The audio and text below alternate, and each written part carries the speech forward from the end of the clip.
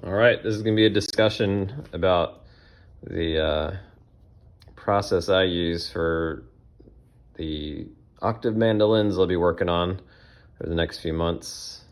And I wanted to basically discuss how I go about building a new instrument with a scale length that I have not used before.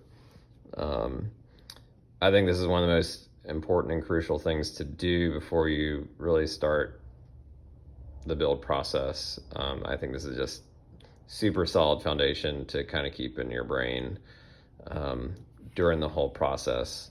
And this will serve as a good reference throughout your build. So basically get scrap paper, cardboard, MDF, whatever, something you can draw lots of lines on. Have a ruler. I really like this transparent thing. Basically just great for drawing perpendicular and square lines and measurements. And then I also have that, I think StuMac sold this, is kind of like a ruler, but it has like the center point so you can make sure you're symmetrical, at least on one side. Anyway, so start with the scale length. In this case, for the octave mandolins, it's gonna be 22-inch scale length. What I then do is, and I've already done all this drawing obviously so I can just explain it. I will draw a center line that mimics the scale length. So here is the 22-inch line. Bridge is down here, and then the nut up there. I will then use this transparent thing, and I'll just pick any of the lines on this, and I will put it over the center line, and then I will draw a line across, and that's perpendicular, and that mimics the face of the nut. Now that the location of the nut and the bridge are established, I also like to do the 12th fret. Visually, I like to have that reference point. So I'll do the same thing. I'll use this transparent thing, and I'll line it up over the center line, and then score a line there. Two of the main measurements you'll need are the nut width. So in this case, for these octave mandolins, it's going to be 36 millimeters. And then I've calculated that the string spacing at the other end of things will be 47 millimeters. All right. And so this is going to be the outer G and the outer E. I'll explain what these outermost lines are shortly. All right, so we have the center line, we know the scale length, the nut width, 12th fret location, and then the bridge location. I will then take this handy little ruler, and I'll line the 0 up over the center line. And then since the nut width, now keep in mind it's gonna be the entire nut width, not the string spacing width. So the nut width is 36 millimeters.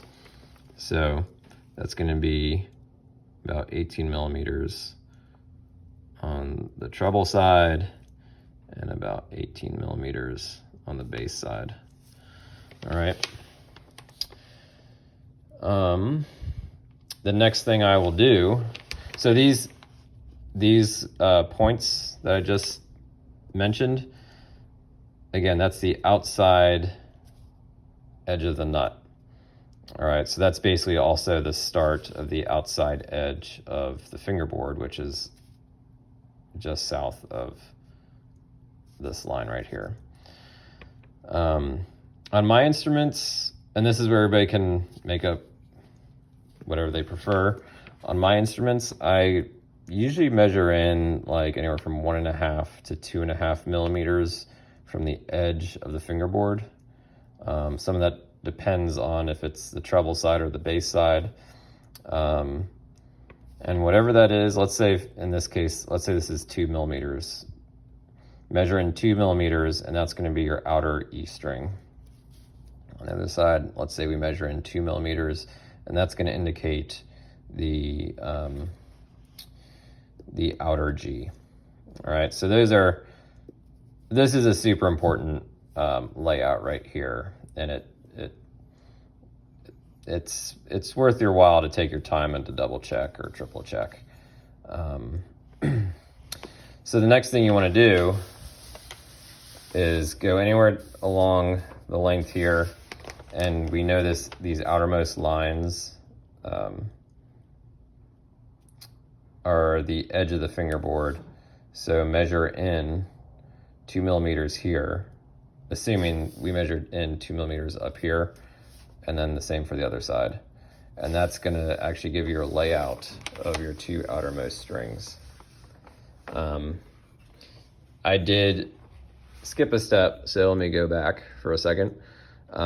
We've drawn all the points on where the nut is. So we know the center line, we know the outer E and the outer G, and we know the edge of the fingerboard on both sides.